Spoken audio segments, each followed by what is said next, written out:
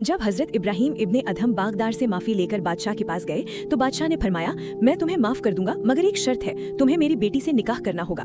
हजरत इब्राहिम इब्ने अधम ने सोचा कि उनकी नीयत सिर्फ सेब का हिस्सा हलाल करना है, इसलिए उन्होंने शर्त मंजूर कर ली। बादशाह ने फिर कहा, मेरी बेटी अंधी है, गूंगी है, बहरी है और चल नहीं सकती। हजरत इब्राहिम इब्ने अधम ने फिर भी रजामंदी दी, क्योंकि उनका मकसद सिर्फ अल्लाह की रजा और हलाल रोजी थी। निकाह के बाद जब वो अपनी बीवी के पास गए तो उन्होंने देखा कि वो निहायत खूबसूरत और परहेजगार औरत है। वो हैरान हो गए और बादशाह से पूछा, आपने मुझसे झूठ क्यों कहा? बादशाह ने फरमाया, मेरी बेटी अंधी है क्योंकि उसने कभी नफरत की नजर से किसी को नहीं देखा। मेरी बेटी गूंगी है क्योंकि उसने कभी बेकार बात नहीं की।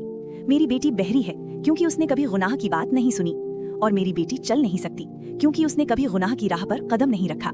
ये जवाब हजरत इब्राहिम इब्न अधम के लिए रूहानी जिंदगी का सबसे बड़ा मोड़ था।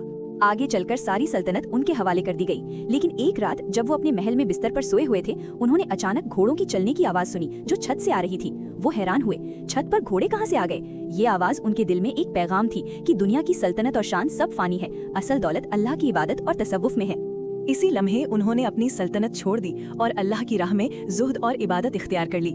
उसके बाद वो मशहूर सूफी बुजुर्गों में शामिल हुए और उनकी जिंदगी तसव्वुफ की रोशनी बन गई। इस कहानी का सबक ये है कि हलाल रोजी की तलाश इंसान को अल्लाह के कुर्ब तक ले जाती है। दुनिया की शान और सल्तनत फानी है, असल दौलत अल्लाह की रजा और इबादत है।